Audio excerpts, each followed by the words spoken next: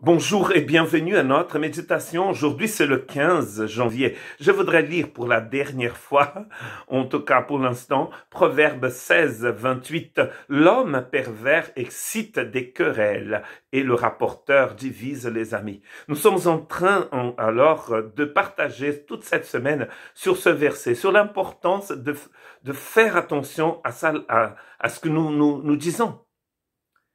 Parce que nous pouvons exciter des querelles et diviser des gens avec notre langue. N'est-ce pas intéressant? N'est-ce pas abominable d'ailleurs? Le livre de Proverbes, comme nous sommes en train de dire quasiment tous les jours, parle beaucoup des soucis liés à la langue. Et dans un texte de ce livre magnifique, c'est écrit que la vie et la mort sont au pouvoir de la langue. Donc cela veut dire que nous pouvons donner la vie, mais nous pouvons aussi tuer avec notre langue. Nous avons besoin d'avoir une langue de serviteur de l'Éternel. Une langue de disciple du Christ qui proclame la bonne nouvelle, qui parle, qui dit des choses magnifiques, comme nous dit Ésaïe 40, qui annonce à Jérusalem, voici votre Dieu. Ça, c'est la langue dont nous avons besoin. Cette langue qui proclame la vie éternelle. Proverbe 25 et 23, c'est mon deuxième texte de ce matin.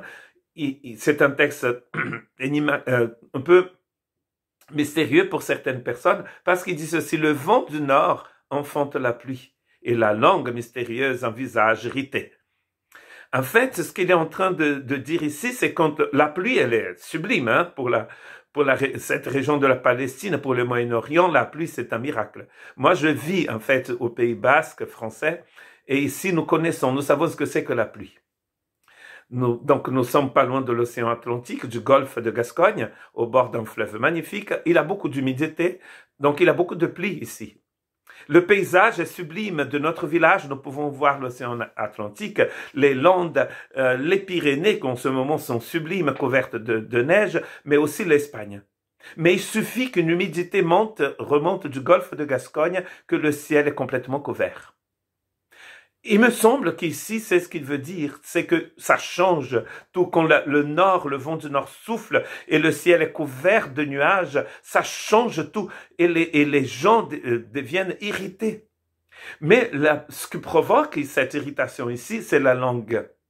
La langue perverse, certaines versions nous disent, change l'atmosphère.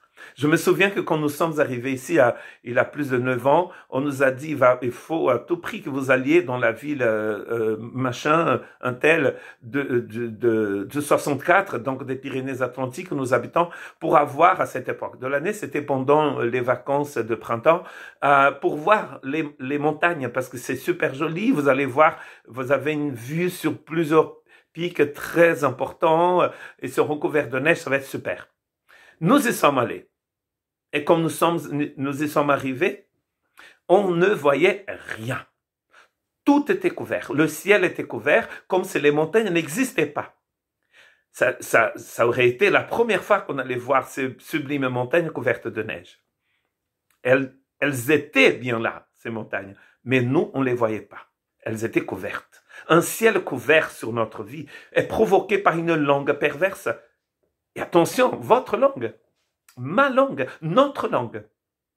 Nous pouvons donner la vie et tuer les gens avec notre langue. Couvrir le ciel au-dessus de nous. Il n'y a rien de plus terrible que pour les touristes qui arrivent ici dans cette magnifique région de France et passent une semaine ici avec un ciel couvert. Et il pleut tous les jours. C'est terrible. Aujourd'hui, c'est un ciel bleu. Ce matin, il faisait moins 2 degrés ici dans le village où j'habite, au Pays Basque. Le ciel est complètement dégagé, la vue sur les montagnes est magnifique. Sur la mer aussi. Mais dès que tout est couvert, vous voyez plus rien. Ni montagne, ni collines, vous voyez que dalle. Mais c'est comme ça un ciel de la personne qui est tout le temps en train de dire du mal des autres. Que Dieu puisse avoir pitié de nous et nous purifier et remplir notre cœur d'une joie, d'un amour sublime, celui qui vient de Dieu. Et cela va changer notre ciel aussi, vous allez voir. Ça dégage le ciel au-dessus de votre tête. Que Dieu vous bénisse.